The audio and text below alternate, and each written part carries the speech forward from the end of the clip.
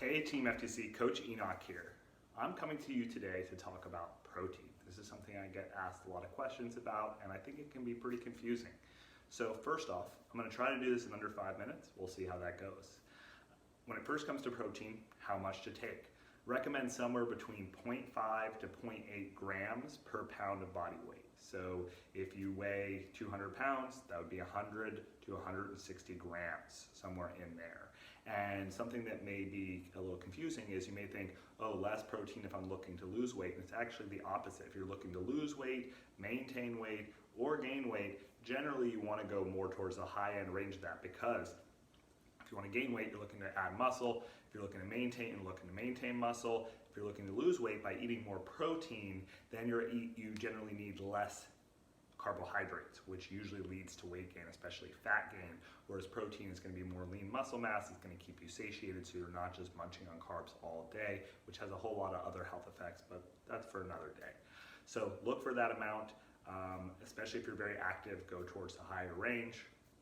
From there, how often to eat the protein and how much at one time. Generally around 35 grams is the maximum amount you can absorb at once. So if you're looking to get to your goals, you want to space it about every 3 hours, at least 3 hours, because that way you can use up to about that 35 grams. So it might be something like eating after your run in the morning, lunch, maybe again in between lunch and dinner, and that's how you could get more protein. Or if you just hit enough at each meal, that can also work out to your total depending on your goals. From there, which proteins to take, which are most effective. First, this may not look like a protein, but this is the Kion Aminos EAAs, and basically this is what proteins break down to that your body can use to build muscle. What's great about EAAs is they're much easier for your body to assimilate and to absorb more of them.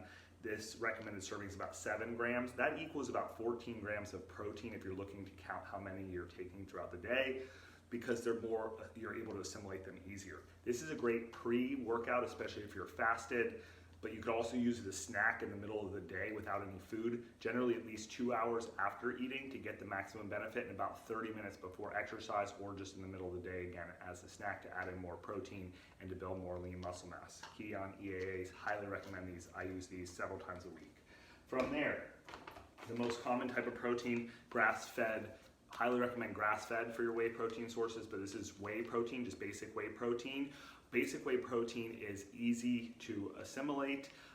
It's pretty affordable. It's very effective. The only thing is it comes with lactose. So for a lot of people, it makes them gassy. If you have any lactose intolerance, or just in general, it can make a lot of us, it's just not as good for our digestion in that way. So this is regular whey protein.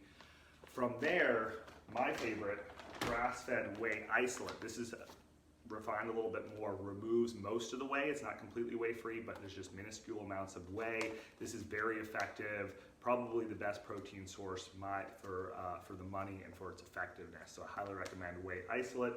Look for minimal ingredients. This one just has organic grass-fed whey protein isolate, a little cacao, a little bit of coconut sugar, and some sunflower lectin for binding.